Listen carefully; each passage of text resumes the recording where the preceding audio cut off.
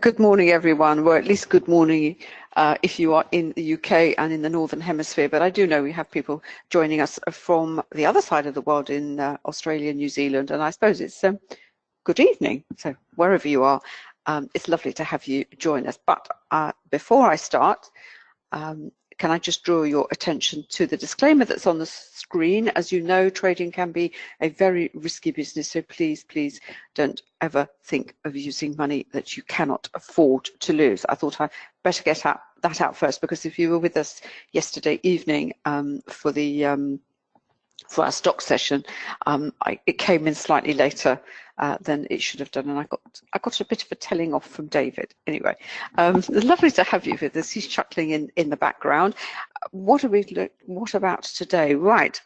If you follow my forex page, you will know that obviously Brexit is at a key point at the moment, particularly with the various meetings going on this week, and there's a whole series of meetings scheduled between now and obviously when the UK leaves the EU in March, and that was very much reflected in the British pound yesterday, and I have to say there were some fantastic moves, and I hope you all managed to take some pips from the market. Now, the other big sort of story that's going on in the background is obviously what's happening in Italy, or rather their spat with the EU.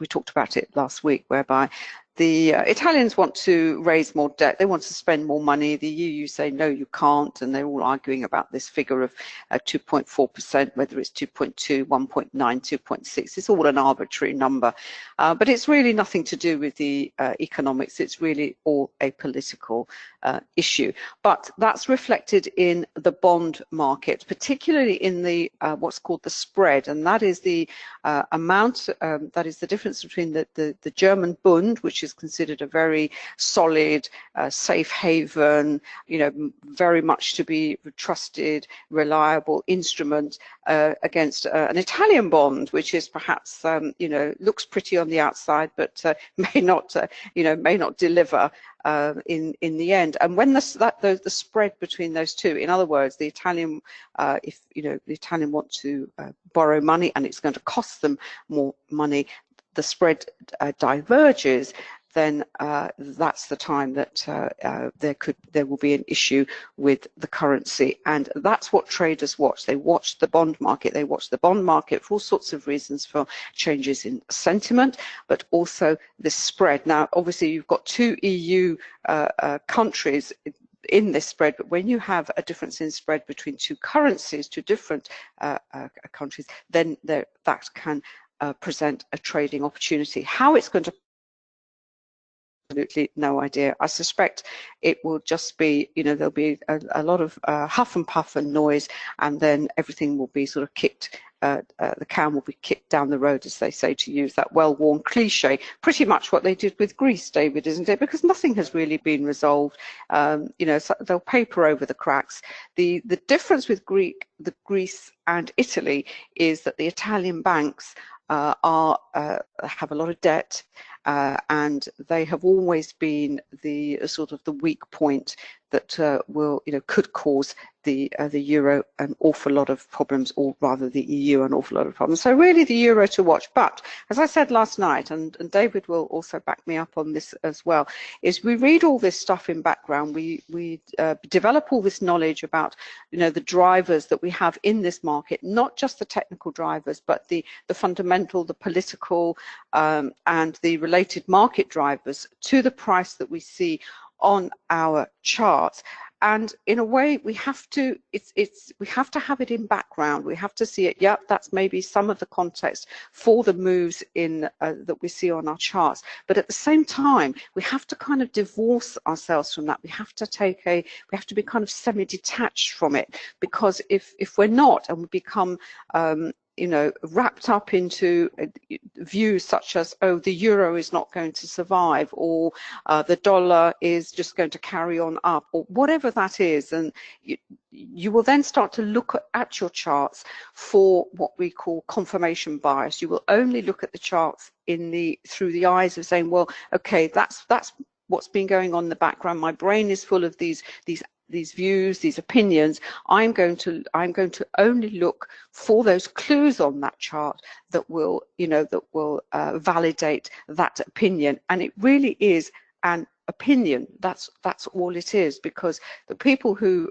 you know, the traders who are successful in this business can hold those opinions in their head, but at the same time, as I said, keep a semi-detached view, keep quite a cynical view on the price action, and really just trade what they see. That is much more difficult than you would think. And as I said, and the news that surrounds currencies, stock markets, bonds, yes, it is going to have an influence, because you know, you are going to get the herd mentality. But as you as a trader, you are going to, if you really look at the chart, if you really look at the price action, and you introduce volume price analysis into your method as part of your methodology to analyze what is going on in the chart, that will allow you to keep this detachment, if you like, from the emotion that is going on in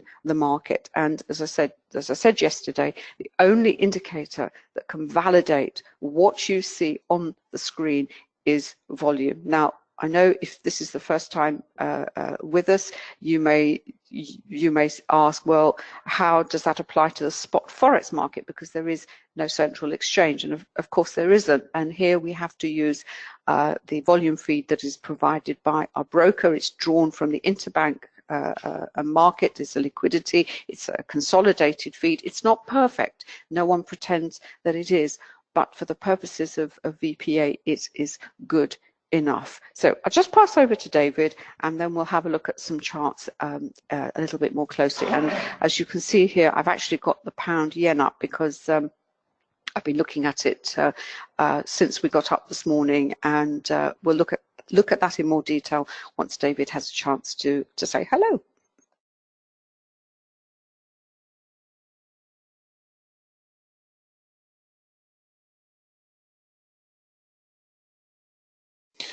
Good morning, everyone, and great to welcome you to the session today. And if this is your first time, then a very warm welcome, and welcome to everyone else who to regulars to our weekly sessions.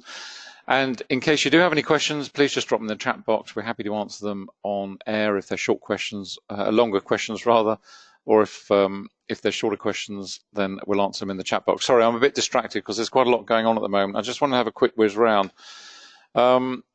Really, there's a lot of focus on the dollar. I mean, we are very spoilt for choice right now. I'm just going to move the chat box. Oops, just going to move that out of the way. Get that out of the way. There we go. There we go. Click that back up there. Really spoilt for choice at the moment, because we're seeing, as Anna mentioned, there's a lot going on, certainly in the broad fundamental picture, and that's really reflected on what we're seeing this morning. We're seeing very strong buying in the dollar. This is on a 15-minute time horizon. So we're seeing very strong buying in the dollar. That's the red line, rising very steeply. So there's lots of dollar buying right now around the place. And you'll see, I'll flip over to the currency array. We'll go over and look at the Renko charts, different time-based charts. And you really are spoiled for choice as to what pairs you would consider at this point, because the dollar is the driver. We've also got the yen now starting to rise. And this is all about risk. It's about risk flows.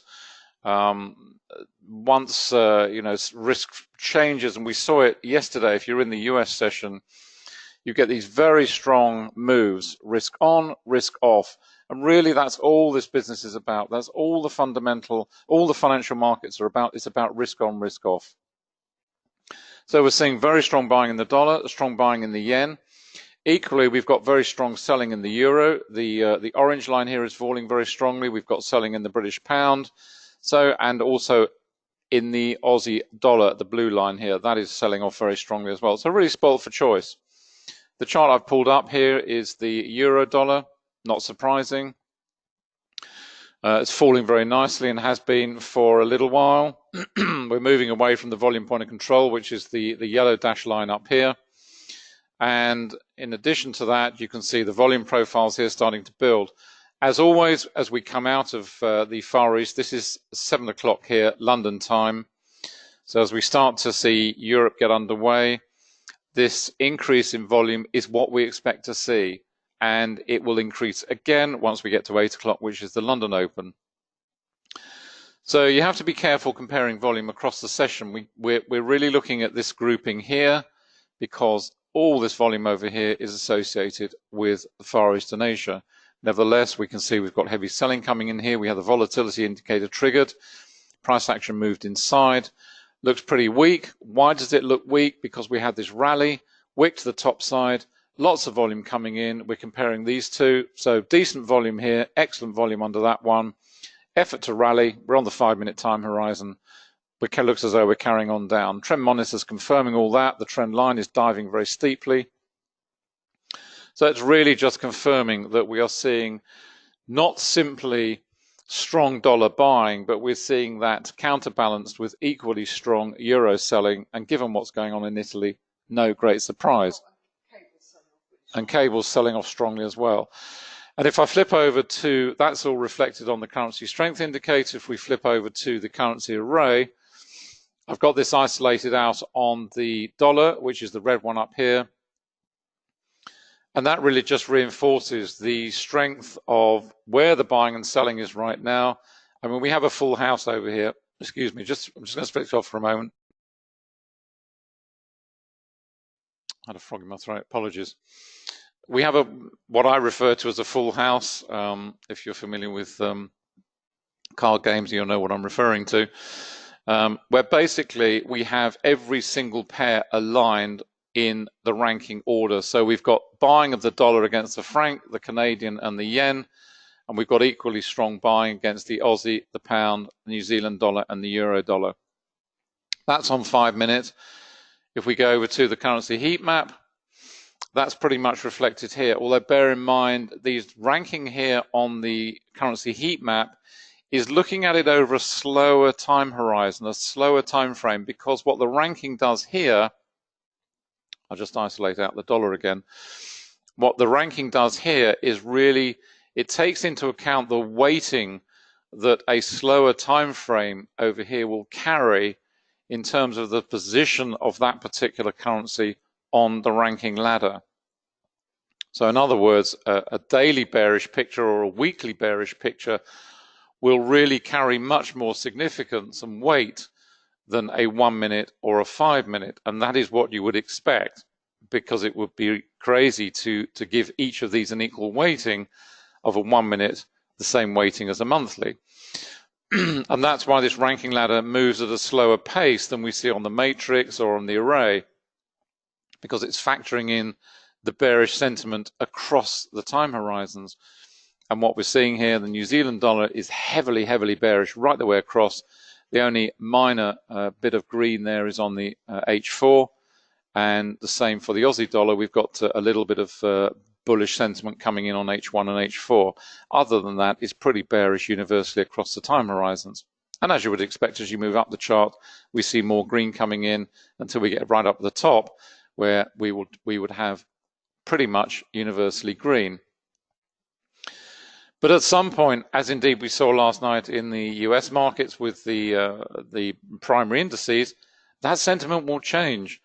And for longer term trading, if you're looking at this on a sort of daily perspective, 2, 3, 4 days, at some point that perspective will change and the market will shift and buying will come in. I've isolated out the dollar here on, this is on the currency matrix. Sorry, I've isolated out the Aussie here, I beg your pardon. Let's just put them all back on again. There we go. There we're on the dollar now. Similar picture there. Again, this is on 5 minute on the currency matrix, and that's just reflecting what is going on right now in terms of the Aussie dollar. Let's just go back and look at the chart. There we go. Really, really nice, solid. This is the sort of trade that you know you're really looking to take advantage of. And what we're seeing right now is we're seeing perhaps a little bit of buying coming in. We've got a wick to the downside here. This is not as huge a variation as you might expect. This is from, where are we, 114.72 down to 66. So this is 6 pips. Nevertheless, we've got a deep move here. We've got a wick building here, possibly some buying coming in, but everything else is still shaping up to heavily bearish sentiment. If we go over to the dollar index, why are we seeing this this move in the dollar? Well, there it is on the dollar index. It's pretty clear. And at the top of here, I've got the euro dollar. There's the inverse. That's what you expect to see clearly, because that is going to be reflected in all the major pairs for the time being. Just head over to the other workspace where we've got, let's go over here. Again, I've got the Aussie dollar, and the reason I use this is to really just demonstrate how to blend not only multiple time frames, which is a key part, but also to blend alternative charting approaches as well. I've got the tick speedometer here. I'm not going to dwell on that too long. Over on the right here, I've got the Renko and also a tick chart. And one of the nice things with Ninja 8 is you can flip-flop between the two. Down at the bottom, I've got the daily chart for the Aussie dollar, which we always have for context. And down here, I've got the 10-minute time frame for the Aussie dollar. And there we go. That's moving nicely. And the trend monitor is reflecting that. And we've got a nice increase in volume. As we come into Europe, we're seeing that. And one of the nice things when you're seeing a market fall like this, and markets always fall more quickly than they rise, it's just a fact of life, because the insiders, the market makers, and the big operators are in a hurry. That's what they want to do. They want to move this market quickly, get to where they want to get to, then they move in, start buying, and off they go, and they take their profits more slowly. That is the nature of this business. So if you're attracted to short selling, and I have to say I have a bias to the short side, purely because the short side moves, generally speaking, more quickly than trading to the long side. But that's just something personal. I'm very aware of it. Anna doesn't have that bias, but I do. So I'm always drawn to the short side of the market. It's just something I have to live with. One of the nice things is when you see a move like this developing, the sort of candles to look for are these, where you see a rally within the price waterfall and a fallback, particularly if it's associated with good volume. It means the insiders are selling into weakness. They're preparing for the next leg down. Similar picture here, where you get this rally, the effort to rise. We ran into some pretty stiff resistance at that point, falls back, closes below. There's lots of volume under here. Effort to rally, selling into weakness. What are we expecting? A further move lower. Looks as though we're going to be building a similar sort of picture on this particular candle. And on we go down to the next leg. And that's the sort of trend that you're looking to take advantage of and really maximize as best you can without getting frightened out of a strong position. And that's really where the other indicators come in and the other charts. For example, excuse me. Yeah, I've got one. For example, on the Renko, which I've got set up here. Renko is a great charting mechanism because it removes the noise from the market. And as you can see here, let's just pop that up full size. There we go. I've got the Renko optimizer, which basically delivers the optimal setting, but it's exactly the same on MT4 and MT5, where you have the option either to set the brick size, or you've got the option to have it automatically calculated for you and delivered. So you're trading at the optimal brick setting for that particular market at that particular time of day. And bear in mind, this changes the whole time. So you're always trading. There's no guesswork. You can, of course, say, set the brick size to your preference. You can say, well, I'm going to trade 2 pips or 3 pips, whatever it may be. But if you take the optimal setting, that is the optimal setting delivered by the indicator for that particular pair at that particular time of day. And as you can see here, I've got the trends indicator on here, and I've got the trend monitor. They work brilliantly on Renko. You get these minor changes in the color on the trend dots here. You can see we're falling. You know, we're into a pause point. This is where your emotion is going to start triggering. This is where you're going to be frightened. You've maybe got in early, maybe you're a reversal trader and you got in up somewhere near the top here because the CSI was aligning into heavily overbought and oversold, and you could see things setting up. So you got in early. Then you get a little pullback. So you've got a little bit of profit in the bank at this point, and you start to get a little bit nervous and think, oh, should I close out? Should I take this little bit of profit? This is where the indicators really come to your aid, because they're trying to help you to stay in. Yes, you've got to transition into grey, which is your congestion phase, but that's all it is at that stage, and it's not signaling anything else. We haven't gone into blue, so we've had no transition to blue at this point. And as the market continues down, we say, thank goodness, yep, glad I stayed in, and we get down to the next one. By this time, you've got some really decent profit in the bank. You haven't closed the position, or maybe you've partially closed. Maybe you scaled out a little bit. You started with a bigger position. You're scaling out, which is a perfectly valid approach. But at this point, you start to see a little rally higher. No change in the trend dots. We've got a grey one here, and now we're back on down. So the trend dots are always changing pretty quickly because they are at the live edge. They're at the coal face of the market, if you will. And then the trend monitor works in association with it, whereby it takes a more considered view of what is going on the price action. So we've seen no change here whatsoever. We had some changes here on the trend dot color, but it was not reflected on the trend monitor because that change wasn't significant enough for the trend monitor to actually transition through to a different color. So if you've not used a non-time-based chart like a Renko or a tick in association with your time-based charts, I would urge you to do so, because it is such a powerful way of helping you to use other charting mechanisms to help you and give you that all-important alternative view of what is going on the price chart, of which using multiple time frames is the absolute essential approach to any trading, and then blending that with other alternative chart styles. Let's just head back to the other workspace. See what's going on in terms of the dollar. Had a little bit of a pause here. This is what we saw on the euro dollar. Got a decent hammer candle here, a top on the index. Let's just head back to the CSI, see what's going on. This is on 15, so we've still got this very strong buying on the dollar. Of course, multiple time frames applies to everything, so you'd have the CSI set up on multiple time frames as well. So if this was your chosen time frame, so if you're at the scalping end of the market, you'd probably have something like a 5, 10, 15, or maybe a 1, 5, 15, something like that, depending on which platform. MT5 is fantastic because you have a much broader array of time frames to choose from over and above MT4, which can be a little bit limiting. NinjaTrader, you can choose whatever you will. Again, it's one of the advantages of on the NinjaTrader platform. But MT5 is pretty good because you have a load of custom time frames as well. So I think you've got something like 1, 2, 3, 4, 5, and then it goes 10, 15, etc., etc. So we've still got this very heavy selling in the euro. We've got very strong buying in the dollar. We've got the Canadian dollar is rising strongly too. We've got the yen rising very strongly. We've got the pound falling strongly, and we've got the Aussie dollar falling strongly.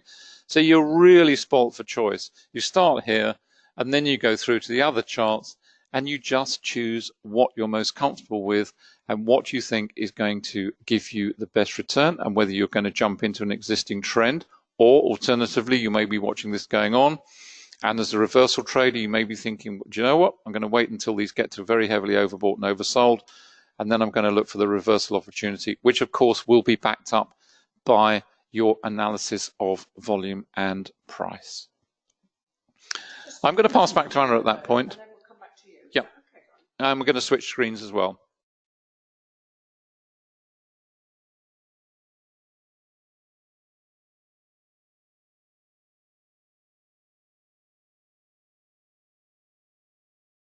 While David had the Aussie dollar up, when you see some really strong moves in a lot of dollar buying, it's obviously going to be reflected in varying degrees across the pairs.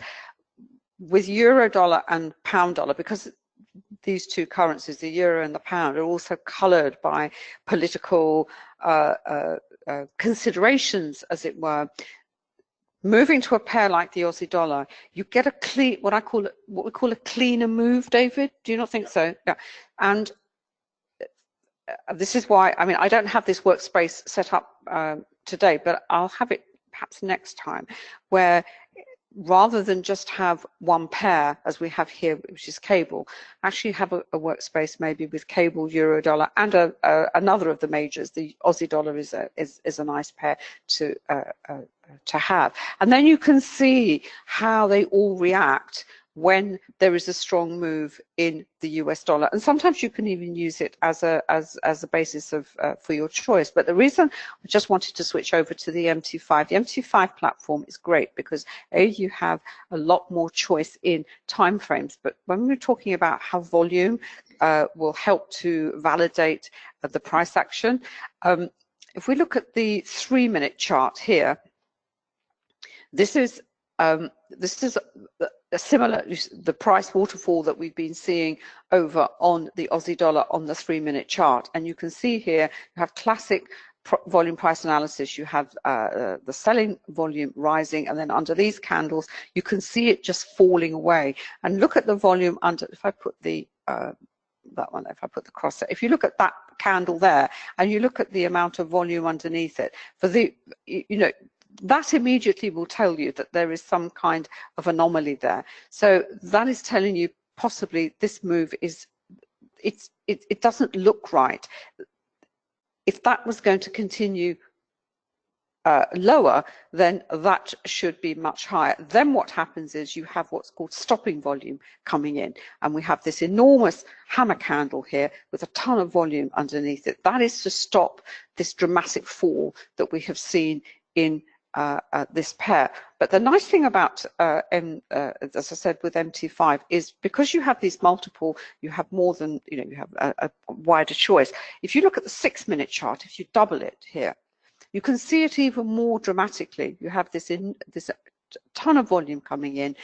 The market is stopped. A buying has come in, and that has to be buying because the deep wick to the bottom of that candle, and the volume then validates it. Now, if we move up to the 12-minute, just double it all the time. What happens with the 12-minute? That's even more interesting because this move lower is actually part of a sequence of candles where each one was with a trigger, where the volatility indicator was triggered, and it's only on the third one that you can see the buying coming in, and the price has now retreated to within the spread of this candle. Now, as always, these moves are great, and you can possibly look to taking perhaps a reversal setup based on what the price action and volume is telling you, and also the indicators are supporting that. But because, again, we're coming just before the London Open, we've got another 12-13 minutes to go. Would it be prudent perhaps to look at a reversal trade at the moment? And you think, well, that is a decision that you have to take. I know a lot of traders do, but they can, you know, it'll either, put it this way, it'll either be wildly successful or you will be stopped out, simply because, as I said, that always happens at the London Open. Whatever you see on your charts, a lot of the time it just simply reverses. I mean, markets are reversing at 180 degrees within a very short space of time. If you were with us yesterday, I highlighted a very worthy article on investing.com, which, you know, the markets had fallen. There'd been a sharp fall in the indices. I mean, huge dramatic fall in the YM, in the Nasdaq, and I think the S&P probably not quite so dramatic. And yet, by the time that article was put together, it was proofed and it was uploaded on the site. There was a total reversal. The markets were roaring higher, and you know, this is the landscape in which we have to operate, you know, and at the moment it feels very much like, as I said, smash and grab. So that's what I just wanted to highlight. the MT5 platform, but also how these multiple time frames that you have on here, you can actually see very, very vividly how volume price analysis, using volume and price to actually help you anticipate what is likely to happen next. And what's also interesting here with the Renko here, that's also paused. This is the dramatic move lower.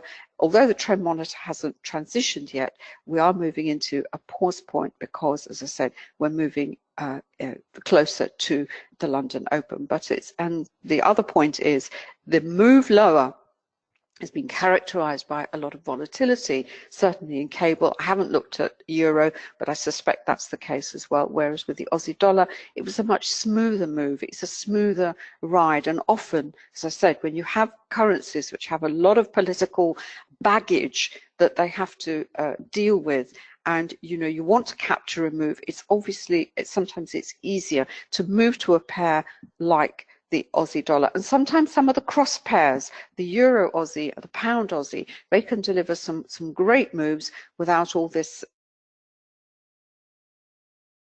surrounding the move. Shall I move back to you now? Is that okay? Yeah.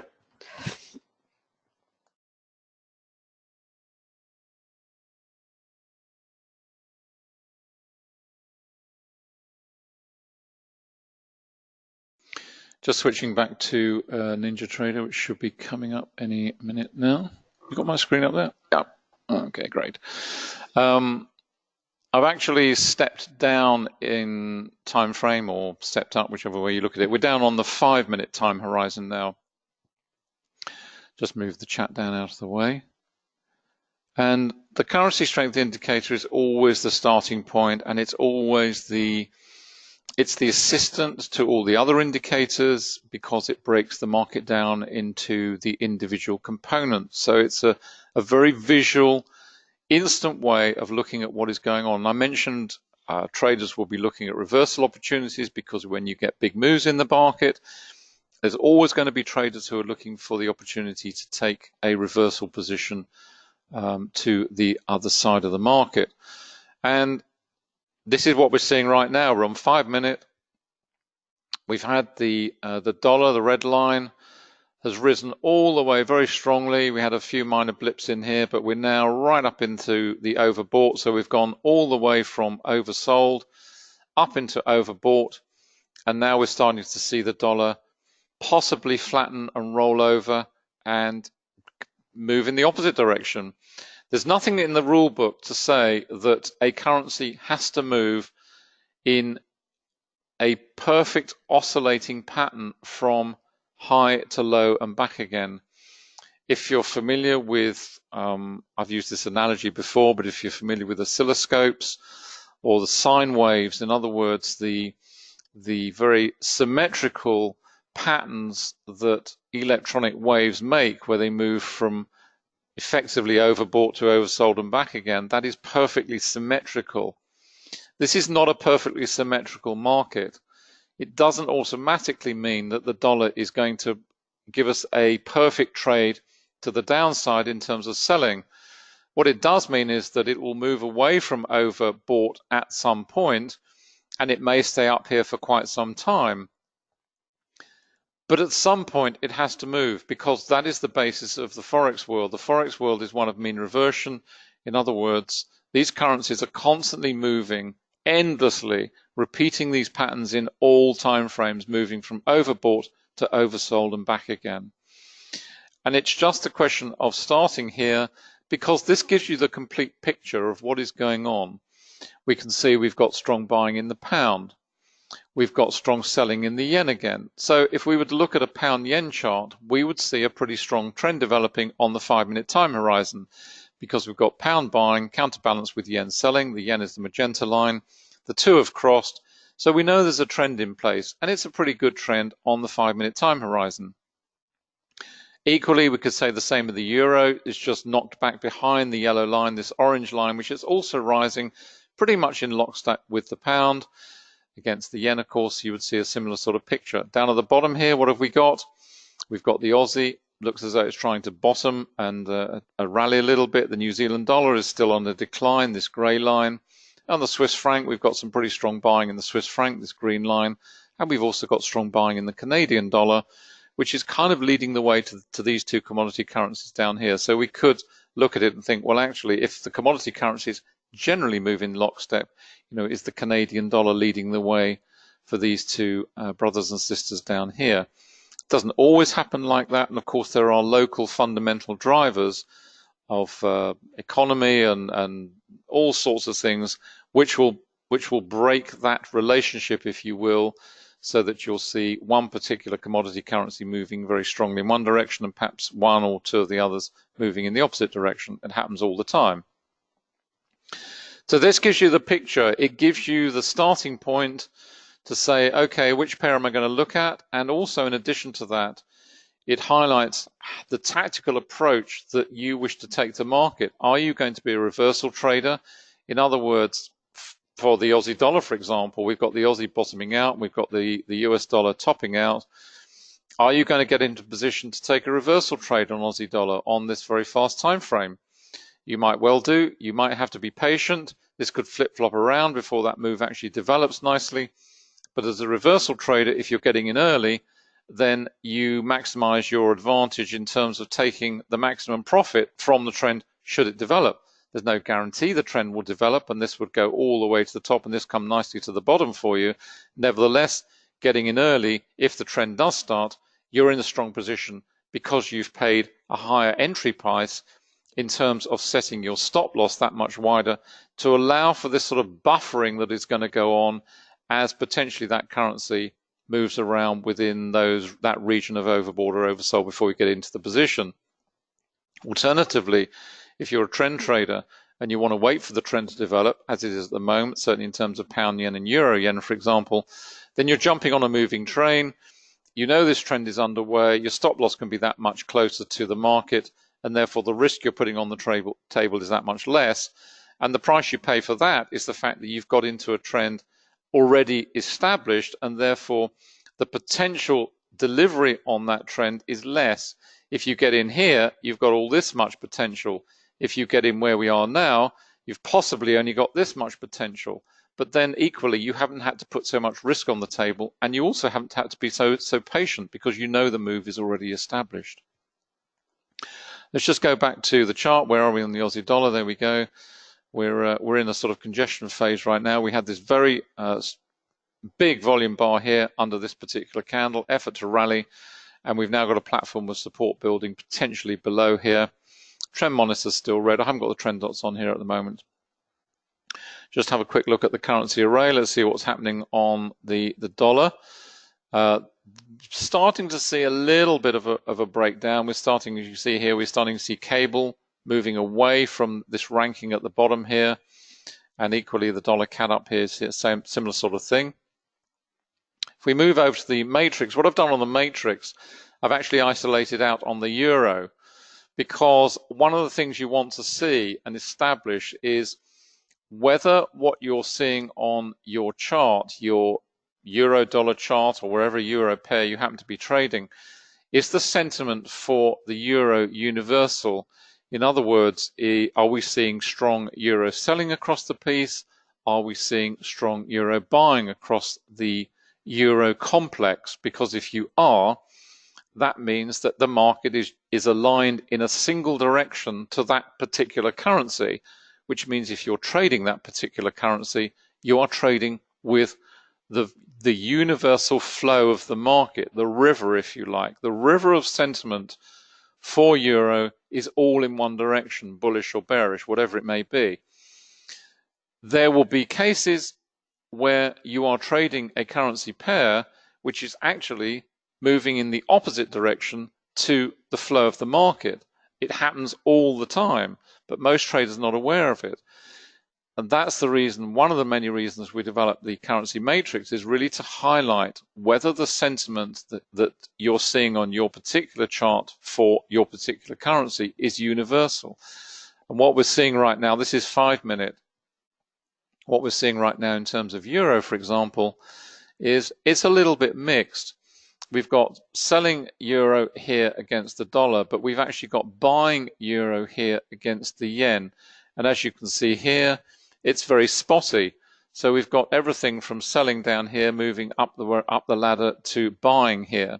So in terms of what's going on in the euro at the moment, it's not universal. Now, there's nothing to say that, for example, all these euro pairs may move to the top of the ladder.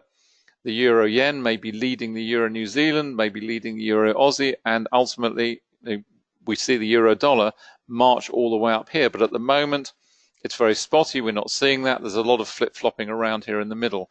So in terms of trading euro, the sentiment, the river, is not flowing all in one direction. It's a very choppy mixed picture. And at that point, you've got to decide for yourself whether that is the pair you want to trade, or that is the currency you want to trade, or are there better opportunities elsewhere in terms of what is going on in other pairs, other currency complexes, and so on and so forth. I'm just going to hand back to Anna at that point, if I may.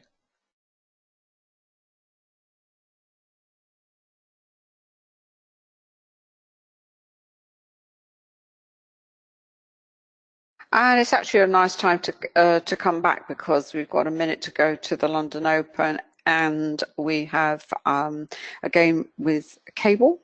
Here we are on a 3-minute. This is where the stopping volume came in. And if you short here at this point and you see this coming in, it's a perfectly valid reason. You think, do you know what? If I've managed to capture part of that move, then you can use VPA in all sorts of different ways. It can give you entries, but it can also give you exit, and you just wait and see. And as I said, as we were coming up to London, the reversal higher, it's just didn't get much consolidation of that. I think it's just a function of how much volume actually came in, but it ran straight into this resistance here at 30.85. It's a nice 5 number, round number, and we'll see now if this is actually going to carry on lower. Now, if you use this in conjunction with the Renko picked that up, but everything remained red. We never had a blue dot. In fact, we had a pivot coming here at 30.82, 30.85. That's picking up the resistance on the time chart. And you know, if you perhaps had two contracts on here, two micro lots, you could have said, okay, let one come out at a point when you think, yep, there's been a change of mood, there's buying coming into the market, and leave one to run. That's another way of playing a move like this. If you're starting out, then we always suggest you start with one micro lot, and that's obviously much more difficult because you can't, I think some brokers offer less than a micro these days, David. Yeah, there's a tenth of a micro. I think tenth of a micro lot, but you know, let's just say start with the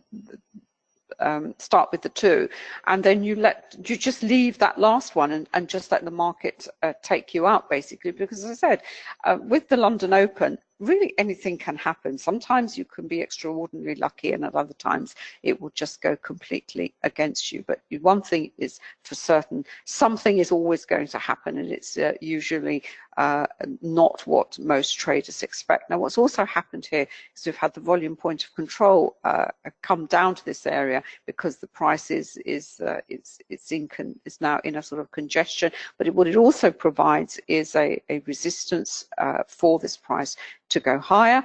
And you know, as I said, we will really just have to wait and see. If we go up to the 6-minute, you see what's happened here. This is the reversal. Then you had this down candle. It also triggered the volatility. Price has gone back into it, and all happening at the time of the open. So really, I mean, I just wait to see what happens. It's almost as if the market doesn't really know what it wants to do at the moment. But the Renko is still red. It's, you know, it takes away all this noise. So when you use a non-time based chart, always use it with the time.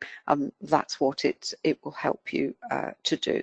But we just have to, as I said, patience. I know we always use the word, it's sometimes a very overused word, but really, as Jesse said, made more money when he did nothing than when he was constantly going in, just sat on his hands, as it were. So we'll just, the reversal was sort of came in here. We had a minor reversal, but as I said earlier, because it was just ahead of London, you always get you can never be sure. That's what I'm trying to say. You can never be sure when this, when a major financial center is coming on board, whether in fact it's genuine or not. It was certainly genuine in the sense that there, that was buying coming in to actually stop the market falling. But is it enough to sort of reverse it completely? Well, we'll just have to wait and see. Is there anything else you want to say, David, or is that it really? Any questions? No, you've done all the questions. Did you have a question or something? Right. Okay. We're going.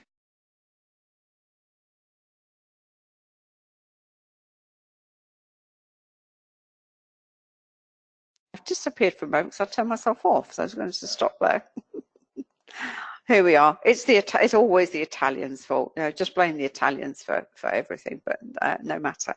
Very, very quickly, if you've not come across our indicators before, they are from quantumtrading.com, and the site is here. This is the bit of the site which deals with the MT4 and MT5 indicators. These are a full set. We haven't certainly not gone through them in any great details. We just like to show them on the charts and how we use them in conjunction, as I said, with volume price analysis. There are videos on all the indicators and also on the platform itself. So if you want more information, just head over there and you'll be able to, obtain more details about how we develop them, how you can use them, and all the different ways that they can be used. This is where we are at the moment. We now offer a forex program, which is very much a self-directed program. This is where we're actually broadcasting from at the moment. This is from Quantum Trading Education. And I'll just flick that through. I'm going to change these slides. They're all in the wrong order, basically.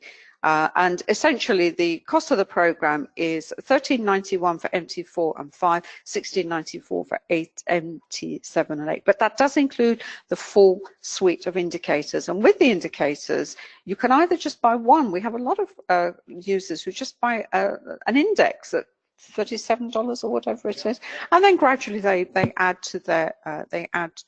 We always credit you if you ever buy anything and you want to upgrade. We always do credit our customers with whatever they buy, and there's a 7-day money back guarantee. And the other really cool thing I think about our indicators is that whenever we develop new ones and you have the full package of indicators, the new indicators are automatically added to your package. You never pay us another cent or penny. And in fact, we have new indicators coming along, certainly for MT4, 5 and Ninja. We're actually working on a pound index, aren't we? An index for sterling, because we've got a euro index, we've got a dollar index, we've got a yen index, but we don't have one for sterling. So that's something that we're working on at the moment. Is there anything else you want to say, David? No, that's it. That's it. Fine.